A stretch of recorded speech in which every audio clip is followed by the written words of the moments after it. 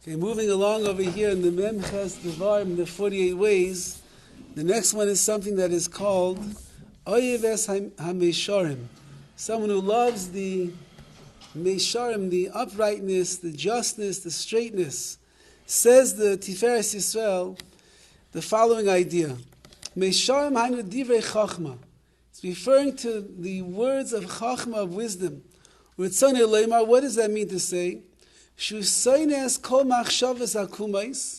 person despises any crooked ideas, and deceitful, more crooked.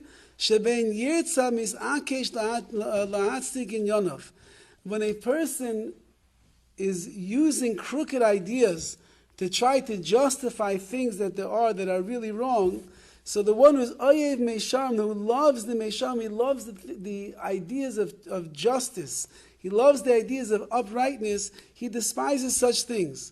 Kirak HaDevarim HaYesharim Yoev, he only loves those things that are yasha, that are straight. If he hears something that is crooked, if he hears an idea that goes against the grain of emes, against the truth, if he hears something that is antithetical to the Torah hashkafa, the outlook on life, it bothers the person. He can't bear to hear it. My Rabbi in Baltimore, Rabbi Horowitz, so he used to learn second Seder with his son. And in the yeshiva, they used to sit in the back. His son was a bacher at the time, and they would learn second Seder together. His son today is a very chashuv Rabbi in another yeshiva. And this boy already was a baby, 20 years old, 21 years old, and he was learning with his father. And he used to argue with his father about certain things that they were learning in the Gemara together. So it was always entertainment in the yeshiva because you would hear Rabbi would start screaming at his son. And the line was, who told you that?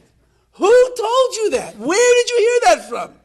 And his son would try to defend his position on the Gemara. And he would turn around and you would see his face was bursting out of his head, turning red. And he would be screaming at his son, who told you that? Which means that there's emes and there's yasha, there's an idea that is straight, that is what HaKadosh Baruch Hu wants. And you can come up with your crooked ideas to try to explain what the Gemara is saying, to explain what the Rashi is saying, what the Ramban is saying. But if it's not what it's saying, then it's, like he's saying over here, it's akusha, it's akumas, it's crooked. And so when you have a mid of emes like that, where you love the Mesharim, you love things that they are yashar, they're straight, they make sense what HaKadosh Baruch Hu wants, when you hear something that's not like that, it hits on that emes modulator, that gauge that you have, and you can't handle such a thing. The next one that he says is, Einir li de Mesharim hainu midas yesharis. That a person needs to have midas yesharis. The midas have to be straight. They have to be just. They have to be perfected. They have to be refined. A person, that's the Torah. The Torah is darchei noyim. The Torah is the pleasant ways. A person that is a Torah Jew, that is learning in the right way, his midas should be perfect. If you find flaws in the midas of a person, so then it's a sign of their lack of real inner connection to what the Torah is. The Torah is yashar, it's straight. The Torah is emes, it's true. The Torah is tzedek, it's righteousness. And therefore our midos, if we're really learning the Torah in the right way, should be conditioned in that way as well. The next one is umisrachek min hakavod. A person is misrachek, they distance themselves from kavod, from honor and from glory in this world.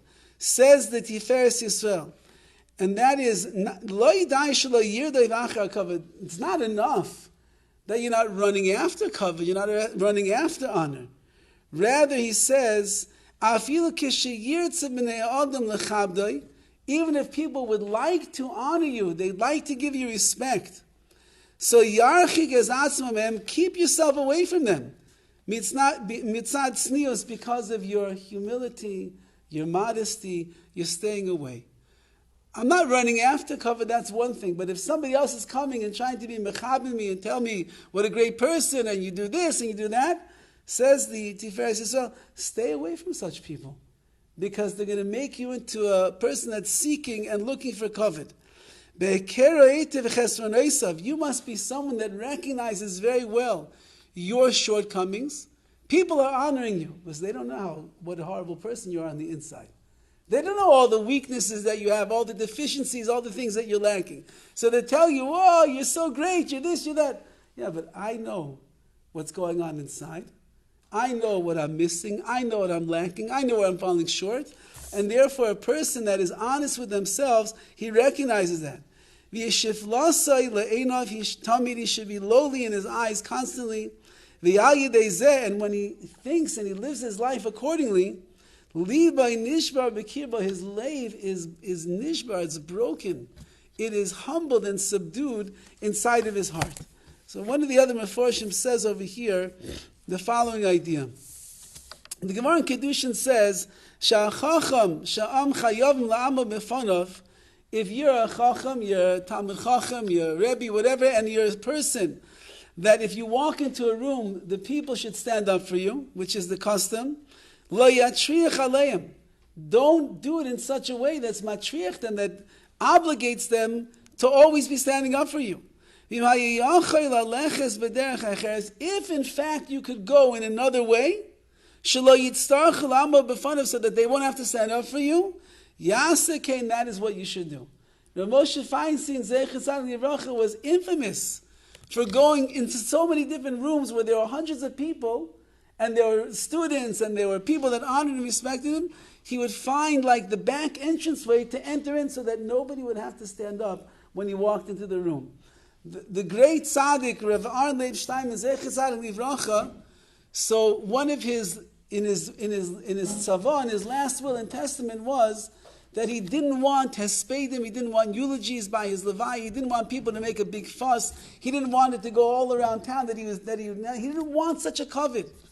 So of course there was 500,000 people, 600,000 people by his levaya, but the last request that he had, that there shouldn't be great covet given to him, somehow they managed to sneak the hearse that was carrying his body, they managed to sneak it through the crowd when nobody was paying attention. It's an impossible thing. There's 500,000 people there. Everybody's watching the car.